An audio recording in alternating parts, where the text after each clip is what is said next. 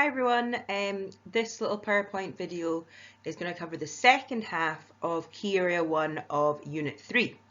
I did one earlier which looked at divisions of the nervous system, and this one is just going to look at the neural pathways, so the last little bit of the first key area. So, for the first key area, you're looking at the differences between structure and function of the central nervous system, the PNS, the peripheral nervous system. And if we look at the success criteria here, the highlighted one at the bottom says describe the structure and function of converging, diverging and reverberating neural pathways. That's what we're looking at in this video. If you want to go over the first 4 success criteria, just go back and look at my earlier video. Right, here are the SQA course support notes for this bit, Key Area 1 Part B. If you want, have a little pause, have a little read. I'm basically going to go over this in slightly more detail so that we can firm up our understanding. Right, so we're talking about neural pathways, and all a neural pathway is one neuron or many neurons connected to each other. So it's describing how the neurons are connected to each other. Let's have a little look at the reflex arc, which is one of the most simplest neural pathways. Sometimes you'll hear them being called a circuit because it's a bit like physics in a circuit where electricity travels around a circuit through the different components. We're talking about electrical impulses traveling around the body through different components, maybe the different neurons and things. So that's why it's often called a circuit. SQA like the word pathway. The term circuit does not come up in their course support notes, however, it's often called a circuit. So what we've got here for our simplest example of a pathway is our reflex arc. So I'm just going to get a pen and go for red. So if we look up here, we're going to start off with our receptor. That this one is looking at one that's on the skin, and you can see that there's hair here. And we should know that when we are cold, the erector hair muscles on our skin will contract and our hair will stand up to allow us to trap some air in between our hair and our skin, and it allows us to heat up that air, and then it kind of acts as like an insulating air. So it's basically trying to keep us warm. In response to cold conditions, our hair stands up. So this is one of our reflex arc examples. So sensory receptor on the skin detects a change in the environment, cold temperature. We're going to travel along the sensory neuron. Our single sensory neuron here is connected to one interneuron that goes over the spinal cord. So that's one neuron connected to another. And then our interneuron is connected to a motor neuron. So in this example, one interneuron being connected to one motor neuron. And the motor neuron is the one that's attached to our effector. And in this case, it's a muscle cell. So basically our muscle here will contract. And that muscle will be, just down here. Sorry, just down there. That muscle will contract and the hair will stand up. Reason we're looking at this just now is because I'm wanting to highlight the simple nature of this. One sensory neuron attached to one interneuron attached to one motor neuron. Now, I've just thought, I keep saying the word attached, they're not actually touching, because if you remember, if you've got one neuron here, and the other neuron there, sorry, my head's in the way, they get really close to each other, but they don't actually touch. There's a gap. I don't know if you can see that very well. And remember, we called that synapse. So when we're saying that they're connecting, they're not physically connecting, they're just really close, and you've got that synapse gap in between for the chemical messages to transfer across. If you don't know what I'm talking about, you get back to National 5, Unit 2, Key Area 2, and look at synapses. Okay. Anyway, back to neural pathways. That is an example of a simple neural pathway. 3 neurons, one neuron connected to another neuron connected to another. It's not always as simple as that, so we are going to look at some different types of neural pathways, some important ones. I'm going to go through the converging pathway, and if you look up at our diagram here, that is when we have more than one neuron feeding into a single neuron. So that is many neurons sending a message to one neuron. They're converging together, they're coming together. The second one we're going to look at is the diverging, so they're going apart. So that is when one impulse comes from one neuron and then spreads to two other neurons, or maybe three other neurons, and so on. So now we're spreading the impulse. So converging is joining them together from various neurons into one, and diverging is one going to various different ones. So they're diverging away from each other. And the last one we're going to look at is reverberating. And that is basically when we've got an impulse that's traveling down here, a series of neurons, but what actually happens is the reverberating circuit involves this message, the impulse, going back and triggering neurons higher up in the pathway.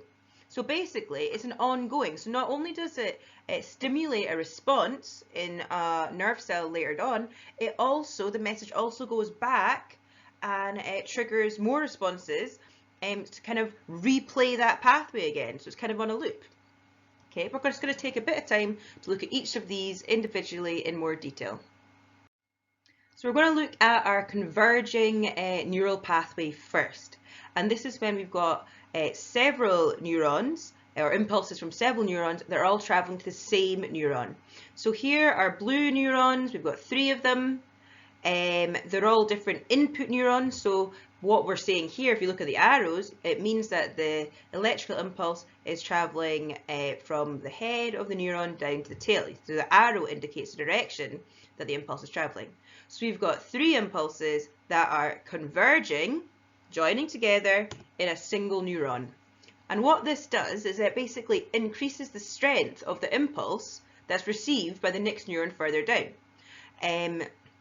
So our red neuron here, the impulse that's traveling down there, is going to be much greater than these individual impulses. Because what we're saying is it's a summative process. You're adding each of the blue impulses together to get a stronger impulse in our orange neuron. And what this does is it basically increases the sensitivity of the either inhibitory signal or the excitatory signal. So if our orange neuron here is turning off something, just going to stop something maybe, what we're doing is we are increasing the power of that impulse. Now here's a wee example, it'll make it easier to understand. We're going to look at our eyes. So the retina, which is at the back of our eye, and it's responsible for getting the wavelengths of light from the outside into our eye, and then our brain can then organize that into an image. There's a lot of converging neural pathways here, and this basically allows us to see in low levels of light. So we're going to use the example of reading in a dim light.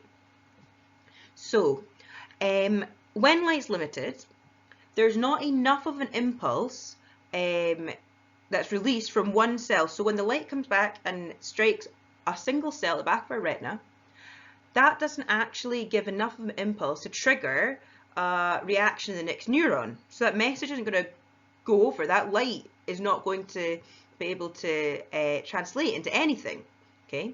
Unless we converge the pathways, and then the dim light that is received on each retina cell, when we bring those impulses that are stimulated from each retina cell together, like here and here and here, we then have enough of an impulse to trigger the next neuron, which is further down here. And this next neuron is the one that will go to the brain and will actually allow you to be able to use that light and be able to see things. So, for example, reading. If we didn't have our converging neural pathway, there wouldn't be enough light in the room for you to actually be able to focus and visualize and see something. By converging the pathways, we're bringing the impulses from all the retina cells together, this example, these 4 retina cells together, to make the impulse to the brain bigger to stimulate a response. this basically allows the eye to be sensitive in low levels of light and still function. The next pathway we're going to look at is diverging. So this is the one where impulses from one neuron, here, travel to several different neurons. So it's kind of a bit like a flow chart. Basically the signal or the impulse is splitting off. So it keeps splitting off. So in theory you might be thinking it's getting smaller, which it is a little bit. However, that's not the point of it. The point is that it's going to, this one impulse will travel to many destinations at the same time. And this allows for the coordination of muscles.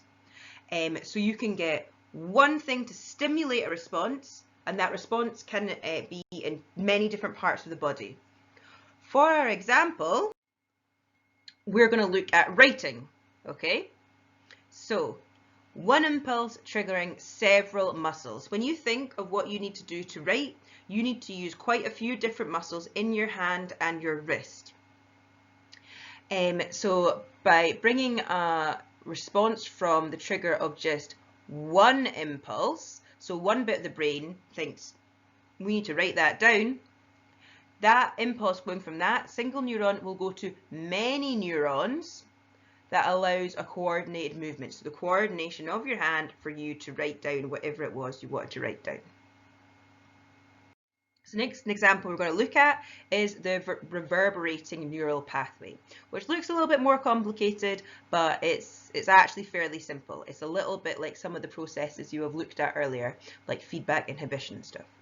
So we start off with input from maybe a single neuron, and then the impulse will travel down, the message travels down, and then in reverberating pathways what happens is some of that impulse is going to cut off and basically feed back into the neurons that are earlier in the pathway. And this basically stimulates the pathway, so it keeps reactivating the pathway. It's really important during repetitive activities. So for example, if you're going to be doing the same thing over and over and over again, instead of your brain constantly firing something saying, do it now, do it now, do it again, do it again, do it again. Instead of doing that, it just says, do it.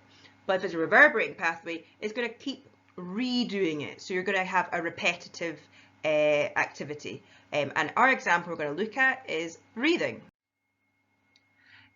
So what happens for breathing? We breathe continuously. We don't think about it. Our brain isn't constantly being like, breathe now, breathe now, breathe now. It basically just says it once. So a neuron in the brain sends an impulse basically to trigger breathing. And what we've got here, the blue one I think here is our brain neuron. Sends an impulse to say breathe. Some of that impulse ends up at the muscle cells, so allows you to breathe basically. But then another impulse goes back up and stimulates the pathway earlier on to basically continue the stimulation of this pathway, so we trigger continuous breathing. Simple as that. So that is our 3 different neural pathways: converging, diverging and reverberating. What you need to know is the function of them, which I've just explained, and also the structure. So you'll have to know that whether it's 3 neurons feeding into one, or not 3 but many neurons feeding into one, which is obviously converging, or whether it's 1 neuron feeding into many, which is diverging, or reverberating, where it is some messages going, some impulses traveling down to our effector cell to get the response, but also some of the impulses going back to re-stimulate that pathway. Well, I hope that helped, and again, if there's any questions, just ask in the comments, or obviously if you're at my school, just get me in the questions channel on our Higher Human Biology Teams page. Right, see you later.